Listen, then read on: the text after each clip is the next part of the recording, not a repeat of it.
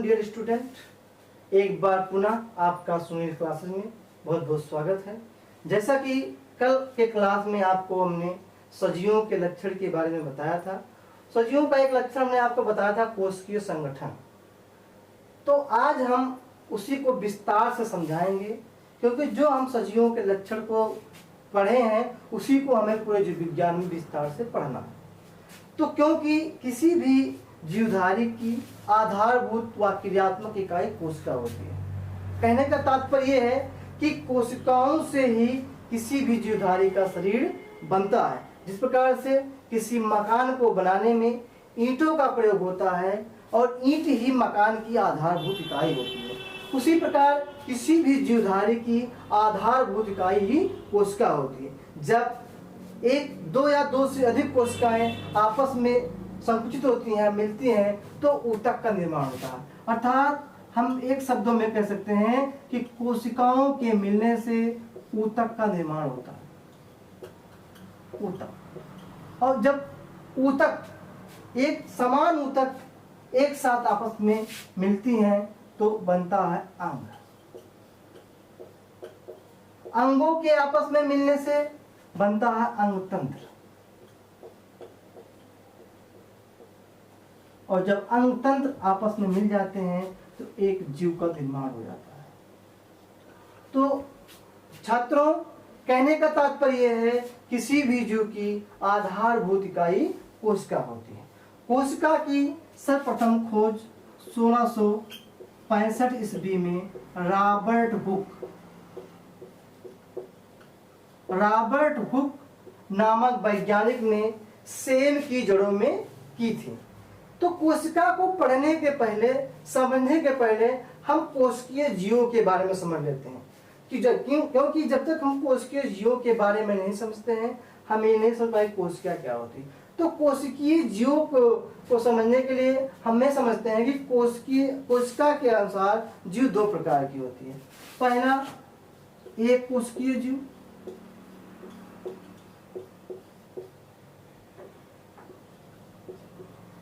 एक कोशिकीय जीव, इसको समझते हैं पहले। ऐसा जीव जिनके शरीर की क्रियात्मक तथा अन्य सारी क्रियाएं एक ही कोशिका में संपूर्ण हो जाती हैं, ऐसे जीवों को एक कोशिकीय जीव कहा जाता है। कहने मतलब एक बार फिर समझ लीजिए, ऐसा जीव जिनके शरीर का निर्माण एक ही कोशिका से होता है, अर्थात सारी क्रियात्मक प्रक्रियाएं एक ही कोशिका में पूर्ण होती हैं, ऐसे जीवों को हम एक कोशिकीय जीव कहते हैं। जैसे आपका हो गया अमीबा, पैरामीशियम,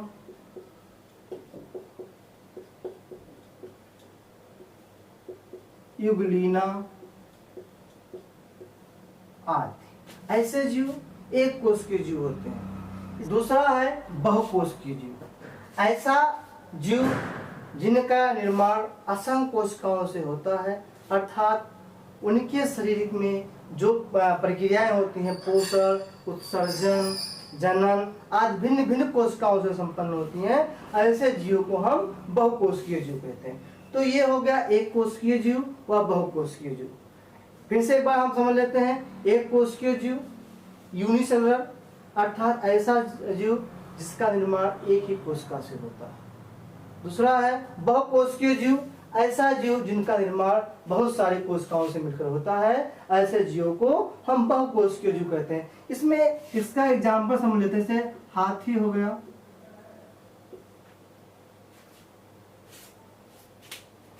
हो गया, मनुष्य, पेड़ पौधे, मछली,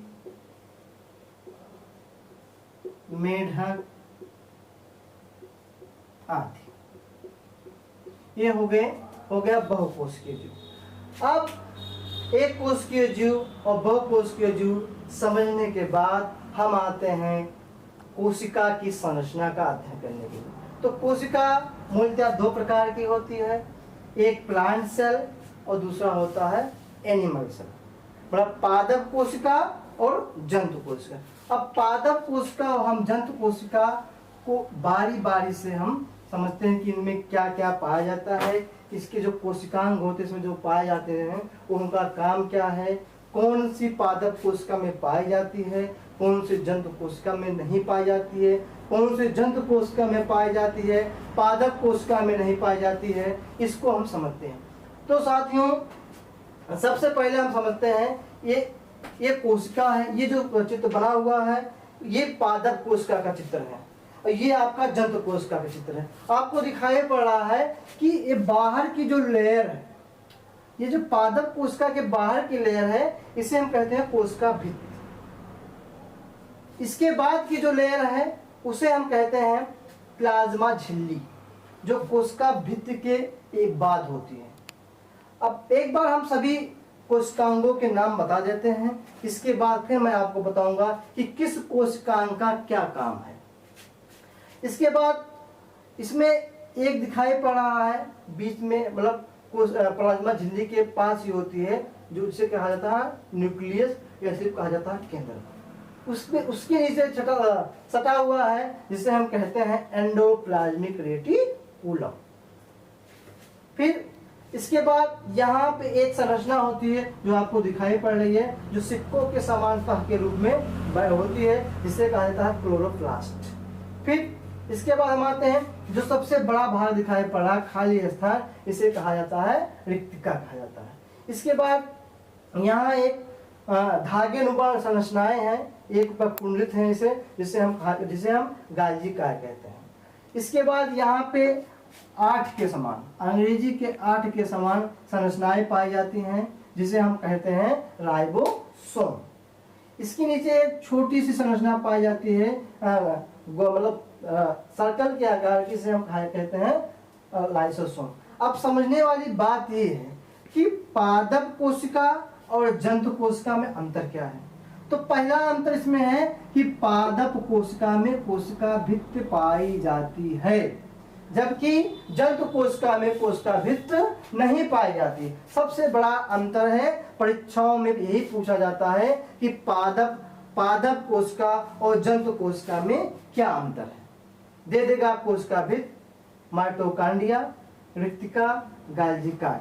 आपको सही उत्तर छांटना होगा, तो उसका बच्चों उसका उत्तर होगा कोशिका भित्ति।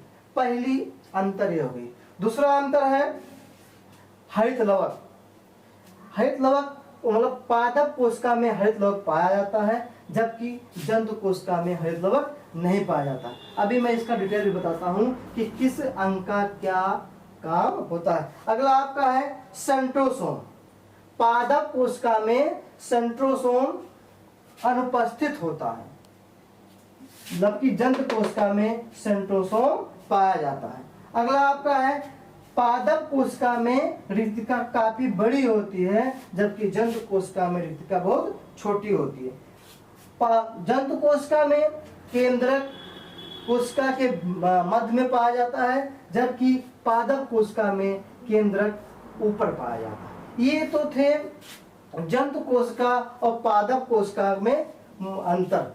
तो सबसे बड़ा अंतर आपका है कोशिका भित्ति, क्लोरोप्लास्ट। इसके बाद ये तो कोशिका भित्ति और क्लोरोप्लास्ट पादप कोशिका में पाया जाता है, लेकिन जंतु कोशिका में नहीं पाया जाता है। ये याद करने वाली बात है, इसको आप नोट कर सकते हैं। ये दोनों को आप नोट कर सकते हैं, बहुत इंपॉर्टेंट है और आप बहुत सारी परीक्षाओं में ये क्वेश्चन पूछा गया है और हमेशा पूछा जाता है। फिर इसमें क्या है, वो अभी पूछ लिया परीक्षा में कि जंतु कोशिका में कौन सा अंग पाया जाता, मतलब कौन सा कोशिका अंग पाया जाता है, जबकि पादप कोशिका में नहीं पाया जाता है। तो आपका उत्तर हो जाएगा सेंट्रोसोम। तो ये बच्चों ये पादप कोशिका जंतु कोशिका के कोशिकांग थे। जंतु कोशिका के पादप कोशिका के कोशिकांग थे। क्या पादप कोशिका में पाया जाता है, क्या पादप कोशिका में नहीं पाया जाता है, इसको हमने आपको बताया। अब हम आपको प्रत्येक कोशिकांग के कार्य बता रहे हैं कि इस कोशिकांग का कार्य क्या होता है। पहला आपका है कोशिका भित्ति, जो कि जंतु कोशिका में नहीं पाई जाती है। अभी हमने आपको बताया। कोशिका भित्ति क्या होती है, पौधों की कोशिकाओं में कोशिका झिल्ली एक मोटी, ये देखो मोटी है, मोटी परत के रूप में पाई जाती है। इसका काम क्या होता है? बाहरी आघातों से रक्षा करना। तो ये केवल पौधों में पाया जाता है। कोशिका भित्ति के तुरंत बाद में प्लाज्मा झिल्ली पाई जाती है। प्लाज्मा झिल्ली का काम क्या है? ऑक्सीजन व कार्बन डाइऑक्साइड का विसरण व संचरण करना होता है। तो ये हो गया। इसके बाद आपको दिखाई पड़ रहा है वो जो है क्लोरोप्लास्ट, जो कि हमने अभी आपको बताया कि क्लोरोप्लास्ट जंतु कोशिका में नहीं पाया जाता है, जबकि पादप कोशिका में पाया जाता है। क्लोरोप्लास्ट के में से ही क्लोरोफिल नामक वर्णक निकलता है, जिसके कारण पेड़ पौधों की पत्तियां हरी होती हैं। इसी ये हो गया आपका क्लोरोप्लास्ट। इसके बाद है एंडोप्लाज्मिक रेटिकुलम। ये एंडोप्लाज्मिक रेटिकुलम कहाँ होता है? एंडोप्लाज्मिक रेटिकुलम केंद्रक से सटा हुआ होता है, केंद्रक से, जिसे कहा जाता है हिंदी में अंतः प्रदर्भी जालिका। ये धागे नुमा संरचना, मतलब धागे नुमा संरचना ऐसे क्या होती है? आपस में उलझी हुई ऐसे ऐसे केंद्रक से सटी हुई होती है। इसी को कहा जाता है अंतः प्रदर्भी जालिका। ये मुक्त रूप होती है, एक केंद्रक झिल्ली व कोशिका द्रव्य को अलग करती है। कहने का मतलब जो एंडोप्लाज्मिक रेटिकुलम होता है, जिसे हम अंतः प्रदर्भी जालिका कहते हैं, ये जो कोशिका द्रव्य है, कोशिका द्रव्य को केंद्रक झिल्ली से अलग करती है। इसका काम यही है। ठीक, इसके बाद इसमें है आप देख रहे हैं राइबोसोम। राइबोसोम दोनों कोशिकाओं में पाया जाता है। राइबोसोम का मुख्य काम है प्रोटीन का संश्लेषण करना, प्रोटीन का संश्लेषण करना। फिर इसके बाद केंद्रक पाया जाता है। केंद्रक की खोज रॉबर्ट ब्राउन ने 1831 ईस्वी में की थी। किसने की थी? Robert brown. हाँ छात्रों, हम केंद्रक पे थे। केंद्रक पादप कोशिका में मतलब ऊपर होती है, जबकि जंतु कोशिका में बीच में होती है। केंद्रक की खोज रॉबर्ट ब्राउन, केंद्रक की खोज रॉबर्ट ब्राउन ने 1831 ईस्वी में की थी। किसने की थी? रॉबर्ट ब्राउन ने। केंद्रक का काम है, केंद्रक जो है कोशिका द्रव्य तथा कोशिका द्रव्य से अलग रहती है। केंद्रक का मुख्य कार्य होता है कोशिका विभाजन करना तथा कोशिकाओं पर नियंत्रण करना होता है। अगला हम आपको बताने चल रहे हैं माइटोकॉन्ड्रिया, जो बहुत इंपॉर्टेंट है। माइटोकॉन्ड्रिया दोनों कोशिकाओं में पाया जाता है। माइटोकॉन्ड्रिया के बीच में अंगुली सदृश रचनाएं होती हैं, जिसे हम क्रिस्टी बोलते हैं। क्या बोलते हैं? क्रिस्टी बोलते हैं। ये और माइटोकॉन्ड्रिया का मुख्य काम है ऊर्जा का निर्माण करना। इसीलिए ऊर्जा माइटोकॉन्ड्रिया को मतलब कोशिका का ऊर्जा गिरी कहते हैं। इसके बाद इसमें एक है कोशिका द्रव्य, जिसे आत्महत्या की झैली मतलब थैली कहा जाता है, कोशिका द्रव्य। और कोशिका द्रव्य में ही सभी कोशिका जैसे माइटोकॉन्ड्रिया, रिक्तिका, गाल्जिका, राइबोसोम आदि जितने कोशिका अंग होते हैं, सब मतलब कोशिका द्रव्य में ही होते हैं। इसके बाद हम लगभग प्लाज्मा झिल्ली हो गई। अभी तो उसको हमने बता ही दिया। प्लाज्मा झिल्ली कोशिका द्रव्य के कोशिका भित्ति के नीचे पाई जाती है। अब इसके बाद है लाइसोसोम। लाइसोसोम आप देखें, ये लाइसोसोम है, ये आपका लाइसोसोम है। लाइसोसोम का मुख्य काम होता है कोशिका में आने वाले पदार्थों का पाचन करना, अर्थात जो कोशिका में पदार्थ आते हैं उनके पाचन करने का काम लाइसोसोम ही करता है। एक इसमें और बचा हुआ है तारक काय। तारक काय इसमें जो है, तारक काय का काम होता है, ये केंद्रक के पास पाया जाता है। यहाँ देखो, ये यहाँ पाया जाता है। ये इसे कहा जाता है तारक का, इसको हमने नहीं लिखा है, सॉरी, तारक का है।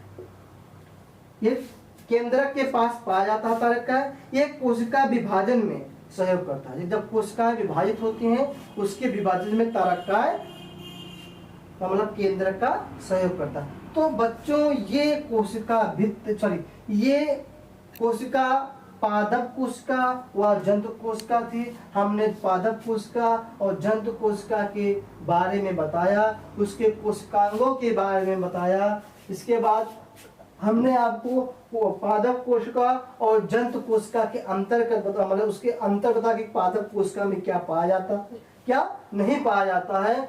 तो क्योंकि ये पढ़ना बहुत जरूरी है, इसमें से बहुत सारे क्वेश्चन बनते हैं। जैसे हमने आपको अभी पढ़ा कि क्वेश्चन इसमें से बनता कैसे है, अंतर पूछ लेगा, केंद्रक पूछ लेगा कि केंद्रक का कार्य क्या है।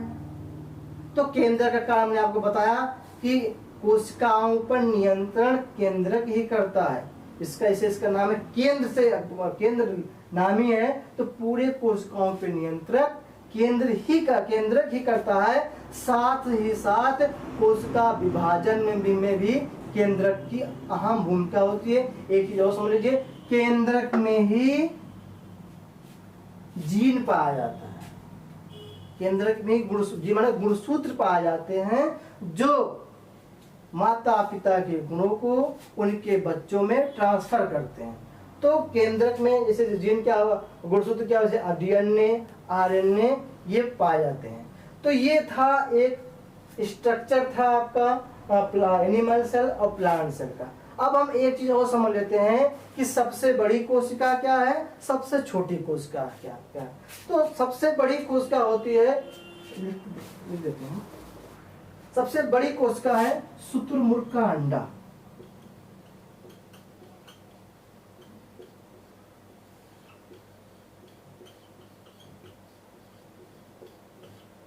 ये सबसे बड़ी कोशिका है। और छोटी है, सबसे छोटी कोशिका माइकोप्लाज्मा। माइकोप्लाज्मा एक बैक्टीरिया होता है। माइकोप्लाज्मा एक बैक्टीरिया होता है, जीवाणु से कहा जाता है हिंदी में। माइकोप्लाज्मा ये सबसे छोटी होती है। और मनुष्यों में सबसे बड़ी कोशिका क्या होती है, मनुष्य में सबसे बड़ी कोशिका होती है, सबसे बड़ी कोशिका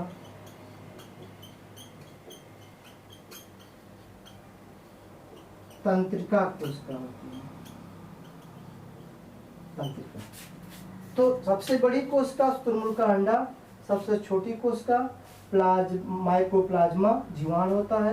और मनुष्य में सबसे बड़ी कोशिका तंत्रिका कोशिका होती है। एक बार पुनः आप लोग अंतर को समझ लीजिए, क्योंकि ये इस टॉपिक से यही पेपर में क्वेश्चन पूछा जाता है कि दोनों कोशिकाओं में अंतर बताइए। फिर देख लीजिए, पादप कोशिका में कोशिका भित्त पाई जाती है, जबकि जंतु कोशिका में कोशिका भित्त नहीं पाई जाती है। पादप कोशिका में क्लोरोप्लास्ट पाया जाता है, जबकि जंतु कोशिका में क्लोरोप्लास्ट नहीं पाया जाता है। जंतु कोशिका में सेंट्रोसोम पाया जाता है, जबकि पादप कोशिका में सेंट्रोसोम नहीं पाया जाता है। इसके बाद क्या दो अंतर है कि पादप कोशिका में रिक्तिका बड़ी होती है और जंतु कोशिका में रिक्तिका छोटी होती है।